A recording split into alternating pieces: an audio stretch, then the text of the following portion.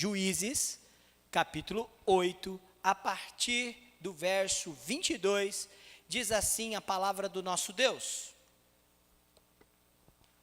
Então os homens de Israel disseram a Gideão: domina sobre nós, tanto tu como teu filho e o filho de teu filho, porque nos livraste do poder dos midianitas.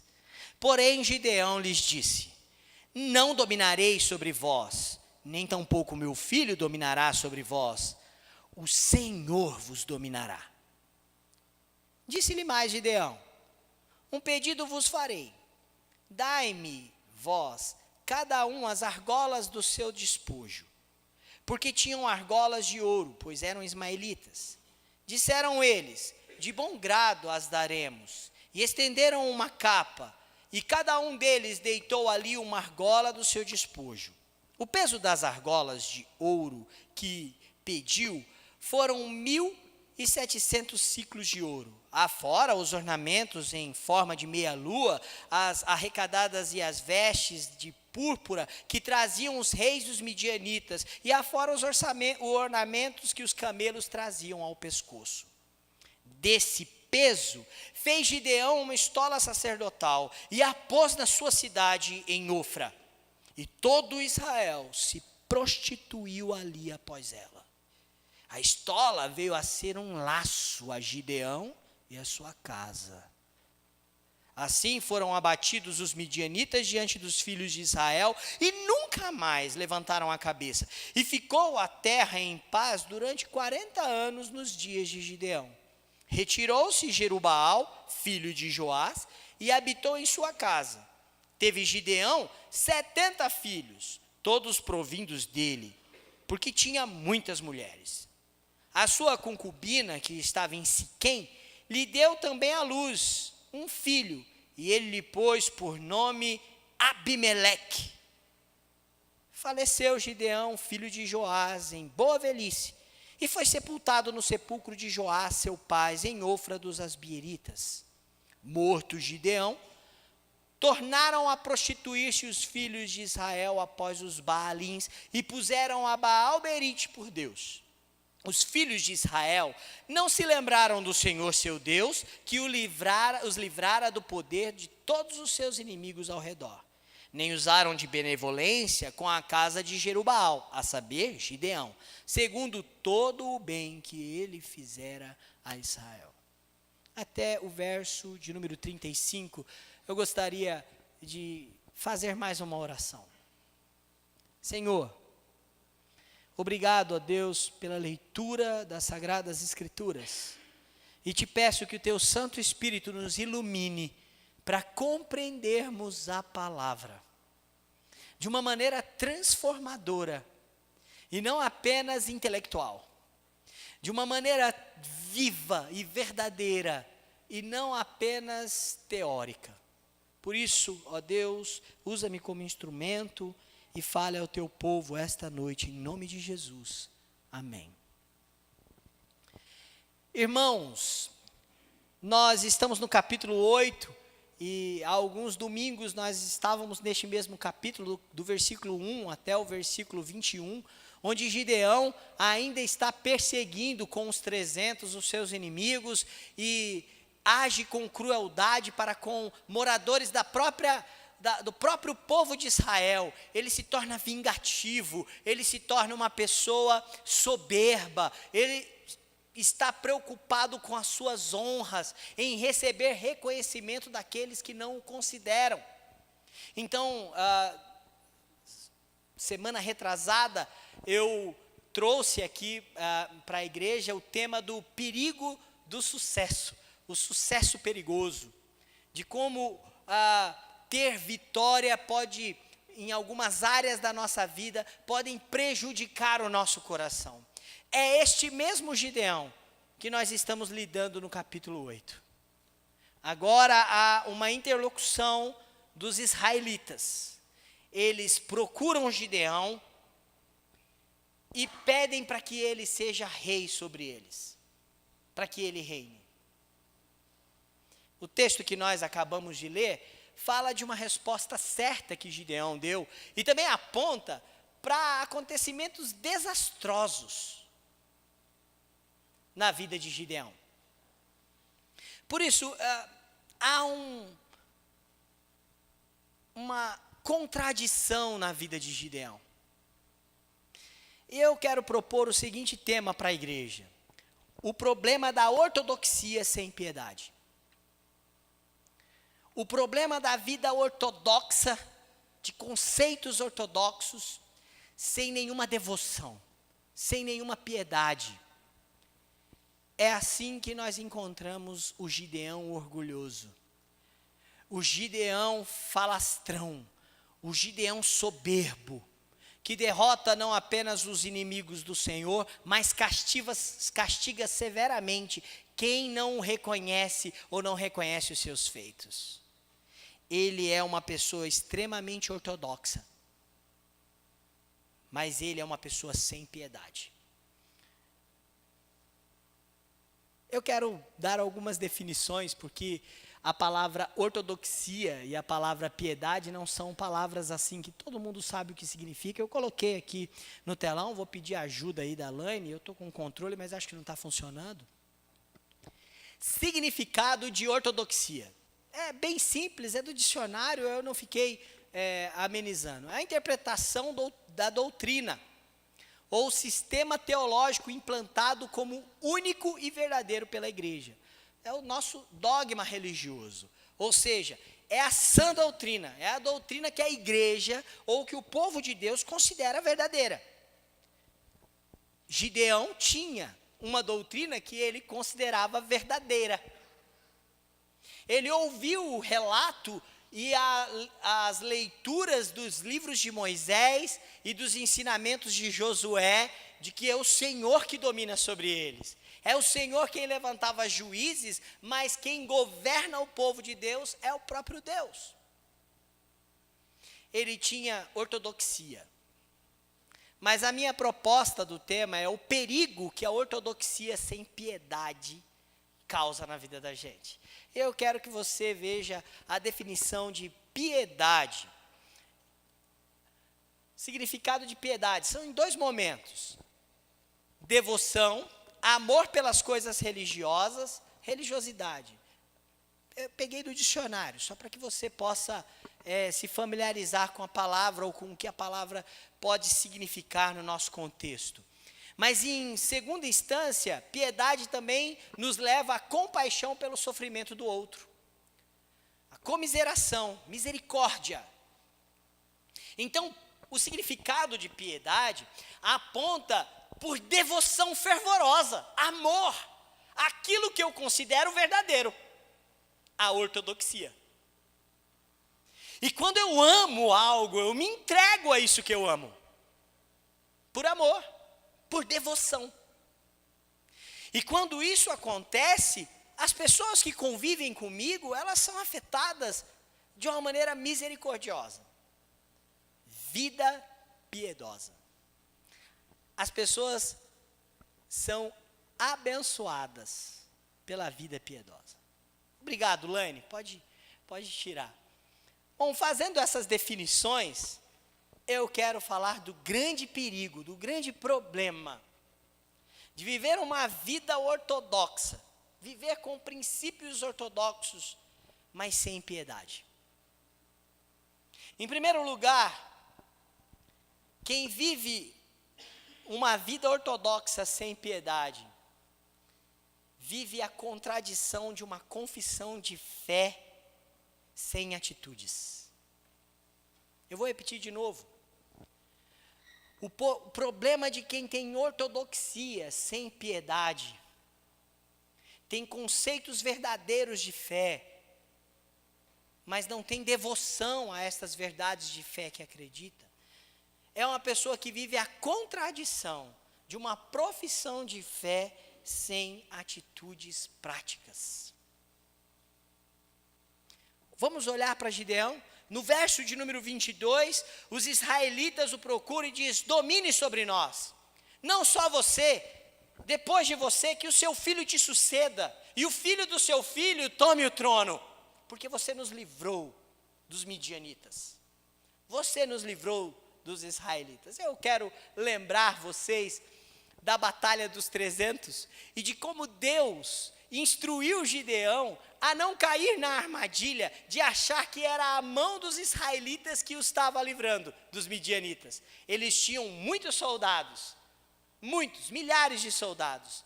E Deus falou: é muita gente, manda esse povo para casa, porque vocês podem dizer que foi a mão de vocês que os livraram e não reconhecerem a minha ação. Eles ficaram apenas com 300. Agora este povo se esqueceu daquilo que eles deveriam falar. O Senhor nos livrou com mão poderosa. Agora eles olham para Gideão, olham para o homem e o desejam como rei. Israel deseja o governo humano, porque o governo de Deus os coloca em risco. Porque o governo de Deus contraria as vontades. Porque o governo de Deus não pode ser manipulado por uma política bajuladora, como Gideão fez com a casa de Efraim, e nós vimos no domingo retrasado. Eles preferem o governo humano e rejeitam o governo de Deus.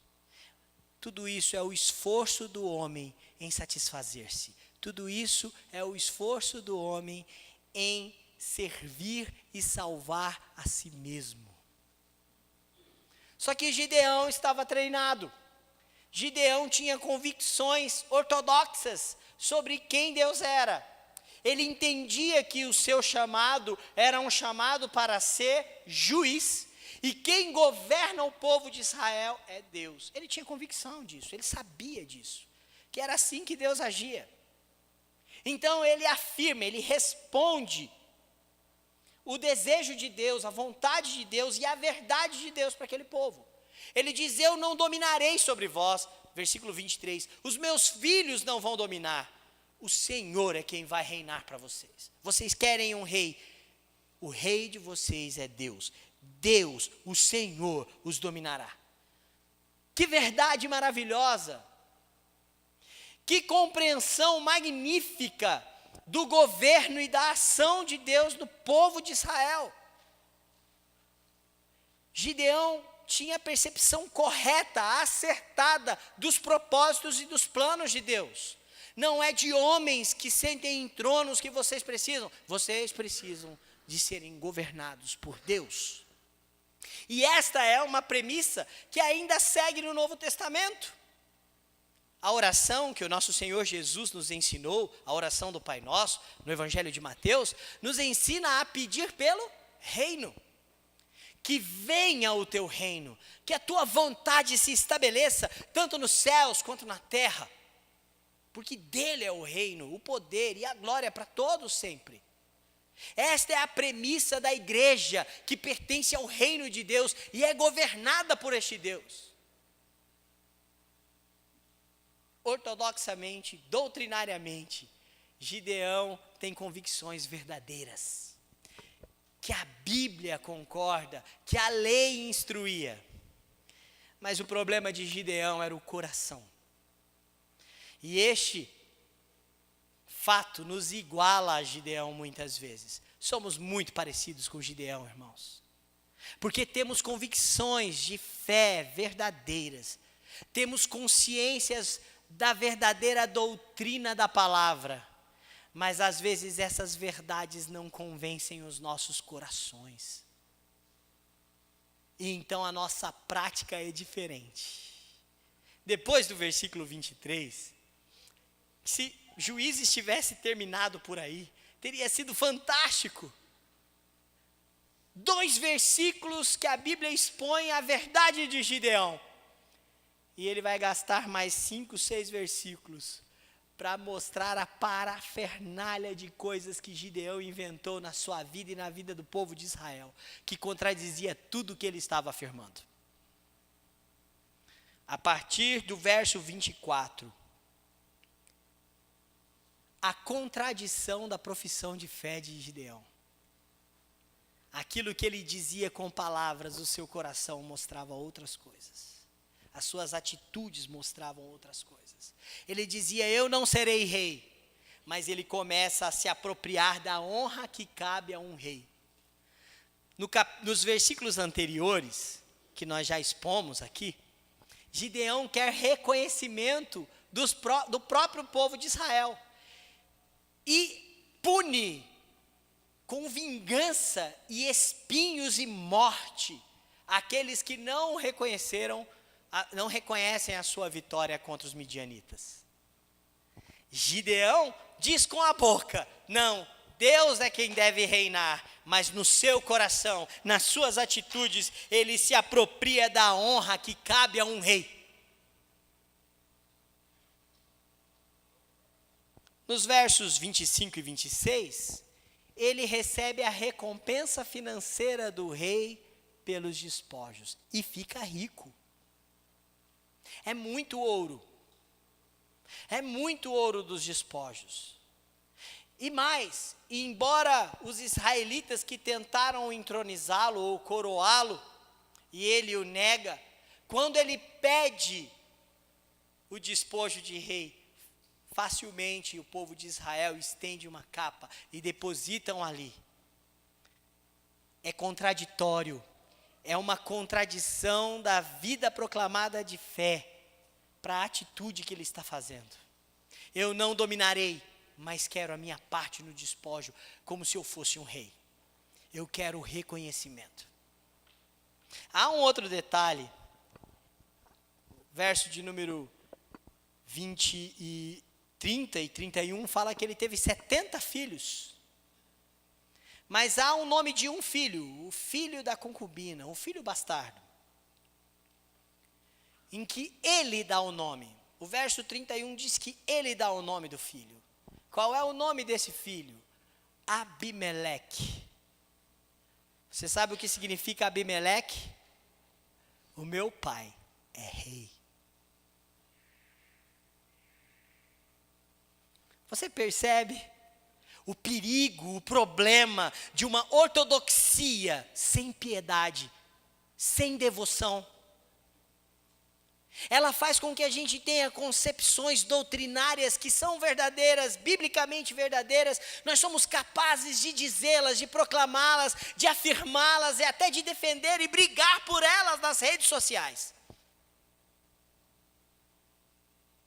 Mas quando colocamos em prática, falta devoção, amor, entrega a essas verdades. Então nós vivemos a contradição de uma profissão de fé falsa, equivocada, que não condiz com as nossas atitudes.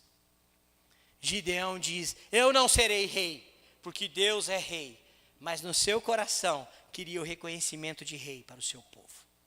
Abimeleque: papai reina, meu pai é um rei.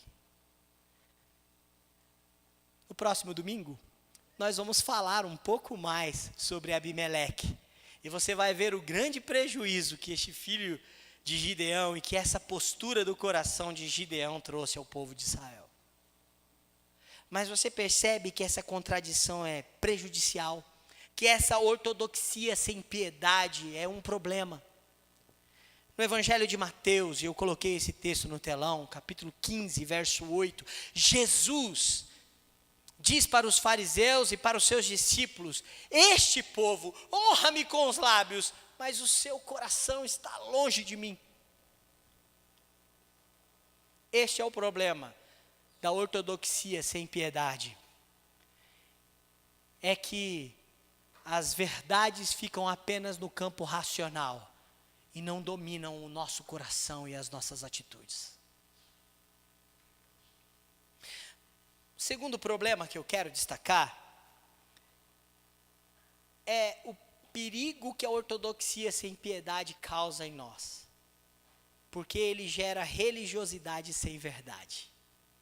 Eu vou repetir: a ortodoxia sem piedade, sem devoção, produz em nós uma religiosidade sem verdade.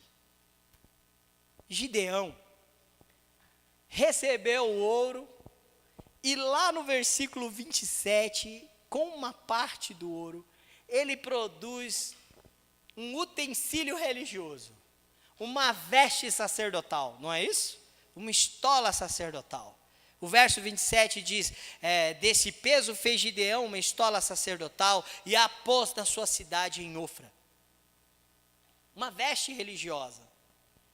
A estola sacerdotal é uma referência a uma veste sacerdotal que tinha uma importante função na vida cultual.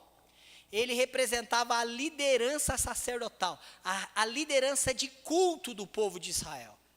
Arão foi o primeiro a utilizar a estola sacerdotal.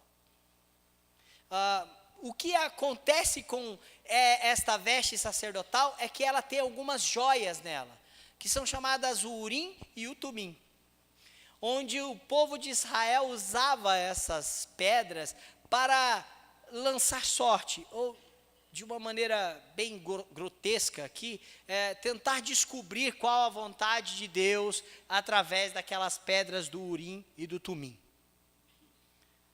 Serem orientados. Olha para onde Gideão está caminhando. Ele elabora uma roupa sacerdotal e não coloca onde a tenda do tabernáculo está, em Siquém. Ele leva a estola sacerdotal para sua cidade, Ofra. E aí há uma rivalidade na adoração. A adoração é particular. Ele não é rei, mas é ele quem diz o que o rei fala. Ele, para quem aqueles que assistem Game of Thrones, ele não é o rei do trono de ferro, mas ele quer ser a mão do rei. Ele não é o Deus, mas é ele quem fala em lugar de Deus. É ele quem lança a sorte do povo de Israel. É ele quem vai trazer ao povo de Israel a orientação. Olha, este utensílio religioso e sagrado pelo qual Gideão constrói, não parece uma coisa tão má. Não parece uma coisa tão ruim.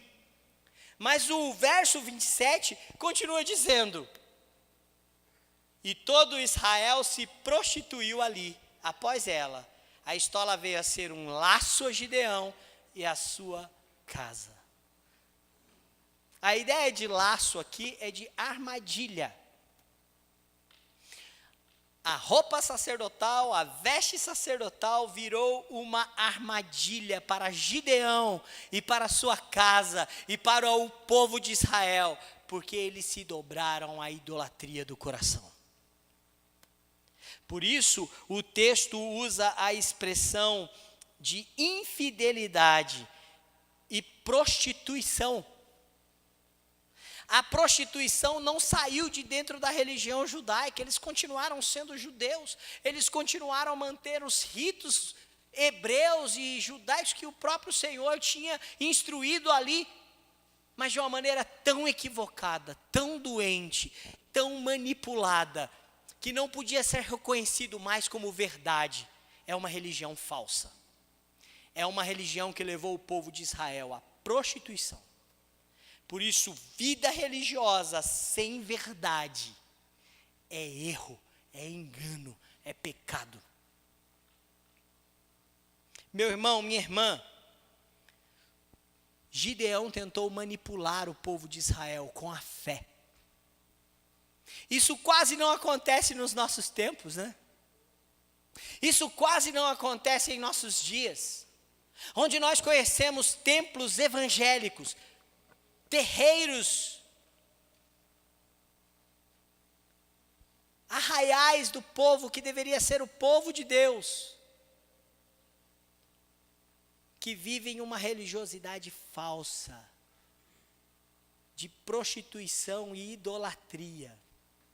O pastor é idolatrado, o chofar é idolatrado, a equipe de louvor e a música é idolatrada, as emoções das pessoas são idolatradas, as pessoas e as suas vontades são idolatradas, o templo é idolatrado. Nós vivemos em época em que a religiosidade ela é intensa, principalmente nos arraiais evangélicos, mas distante da verdade. Lamento o meu coração das minhas experiências de férias. Eu tiro férias e vou visitar outras igrejas, vou participar de cultos em outras igrejas. E quando participo de algumas denominações, como é frustrante participar de culto onde a palavra de Deus nem sequer é lida. E se alguém tentar ler, não teria luz, porque a luz está apagada para criar um clima, uma atmosfera de adoração. Tem intensidade religiosa, mas estão distantes da verdade. E viver distante da verdade é viver uma vida religiosa errada, que gera pecado e idolatria. Gideão fez um laço, onde ele mesmo caiu, onde ele mesmo foi pego, a sua família caiu, e todo o povo de Israel caiu nessa armadilha. João Calvino nos alerta que o coração do homem é uma fábrica de ídolos. E este é o problema da ortodoxia sem piedade. Porque ela nos leva a uma vida religiosa, onde a verdade não precisa ser praticada. Você precisa ter convicções de coisas, mas a verdade não precisa ser praticada. Meu irmão, minha irmã, ter conhecimento intelectual da verdade, sem que esta chegue ao nosso coração, é pecado e desobediência. E foi assim que Gideão conduziu a sua vida. Vamos olhar um pouco mais para ele? Quantos filhos ele teve? 70. Parece ruim? Não. Mas porque ele tinha muitas mulheres. Um estilo de vida pactual no casamento que Deus não concordava nas Escrituras. Uma concubina, que o filho tem o nome de meu pai é rei. O estilo de vida de Gideão e o que ele fez com Israel, afastou Israel do Senhor. E lembra que toda vez eu falava daquele período cíclico do livro de Juízes, que o juiz tirava o povo de Israel da desobediência e colocava o povo a servir ao Senhor durante a sua vida? Com Gideão isso acaba. O povo de Israel vive 40 anos em paz, por causa da ausência de guerra e conflito com os midianitas. Mas eles não estão em paz com Deus. Não é uma paz verdadeira. Porque o texto diz que eles se prostituíram diante do Senhor. Gideão é o primeiro juiz a conduzir o povo de Israel à desobediência, à falência de fé. E aí tem um teólogo, que eu também coloquei uma frase dele, George Schwab, e eu não sei se eu pronunciei certo. Ele escreveu um comentário bíblico sobre o livro de Juízes, e eu tenho usado ele bastante, reto aos seus próprios olhos, o Evangelho segundo o livro de Juízes. E ele diz assim sobre Gideão, olha que interessante: cuidado com os praticantes modernos da religiosidade falsa de Gideão, que creem que Deus está com eles, mesmo quando eles destroem seu povo. Eu vou ler de novo, porque isso é muito atual para nós. Cuidado com os praticantes modernos da religiosidade falsa de Gideão, que creem que Deus está com eles, mesmo quando eles destroem o seu povo. Gideão passou os anciãos de uma cidade israelita aos espinhos. Os moradores de uma outra cidade ele matou e derrubou a sua torre, próprios israelitas. Com o povo de Israel, negou ser rei, mas desejava a honra de rei para si. E o fez. E mais, manipulou a fé do povo de Israel para que eles se desviassem da verdade do Senhor. Irmãos, a religiosidade moderna é tentada a fazer isso com a igreja de Cristo. E para isso, a nossa solução está naquele que viveu a ortodoxia certa. Nós olhamos para Gideão e vemos que Gideão pede um líder bom que não faça isso. De certa maneira, Gideão aponta para Cristo. porque aponta para a necessidade de um líder que não falha com o seu povo, que não conduz ao erro e ao engano. E Jesus é este líder. Gideão teve sucesso contra os midianitas. Gideão foi bem sucedido na batalha e libertou por 40 anos da opressão midianita. Mas Gideão era falho, era arrogante, incrédulo, orgulhoso e vivia uma ortodoxia sem piedade. Mas se você olhar para Jesus, as suas convicções de fé são verdadeiras. Eu não coloquei esse texto no telão, mas Timothy Keller nos convida a olhar para Jesus. Porque ao contrário de Gideão, ele tinha todo o direito de exigir que nós o servíssemos como rei. Mas ao contrário, ele se fez servo. O servo sofredor. Ele, o próprio Senhor Jesus, é o tabernáculo de Deus que habita entre nós. E o seu nome é Emanuel, Deus conosco. Jesus resistiu à tentação de governar com poder sobre as nações, lá em Lucas 4, quando Satanás o tentou no deserto. Porque ele não veio para ser servido, mas para servir. É preciso olhar para Jesus, irmãos, porque ele nos resgatou de nos vangloriarmos do nosso sucesso. Porque não há sucesso sem a poderosa mão de Deus. Ele usou a sua condição de filho de Deus para nos libertar das necessidades que nós temos do reconhecimento humano. Toda a obra de salvação é pelos méritos de Cristo, está baseado e fundamentado na pessoa de Cristo. Toda a obra de redenção e de resgate do pecado está garantido pela graça maravilhosa da sua ação salvadora. Ao contrário do colete sacerdotal, da estola sacerdotal de Gideão, nós temos o verdadeiro sumo sacerdote que intercede por nós e que nos leva verdadeiramente ao lugar da adoração, que nos coloca diante do Santo dos Santos para adorarmos em verdade, em espírito e em verdade.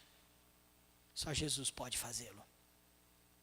Por isso, nós devemos crer nesta verdade de Cristo com tamanha intensidade, que seja a verdade absoluta de salvação, a ortodoxia que oriente os nossos pensamentos, mas que nos leva a uma vida de devoção verdadeira e piedade verdadeira, que nos leve a uma entrega total, porque viver uma ortodoxia sem devoção e sem piedade é um problema, porque revelará a falta de verdade que há no nosso coração, e seremos conduzidos por ele. E o problema do nosso coração é que ele é uma fábrica de ídolos. Nós conseguimos transformar a estola de Arão num tropeço. Que Jesus nos oriente, que ele seja o nosso rei de verdade. Olá pessoal, espero que vocês tenham gostado do nosso vídeo, e se você deseja continuar acompanhando as exposições bíblicas do sermão da nossa igreja, se inscreva no canal, toque o sininho para você receber as notificações dos novos vídeos. Eu te peço mais uma coisa, ajude-nos a compartilhar esse ministério nas redes sociais para os seus amigos e para as pessoas que você deseja alcançar com essa palavra. Que Deus te abençoe muito e obrigado.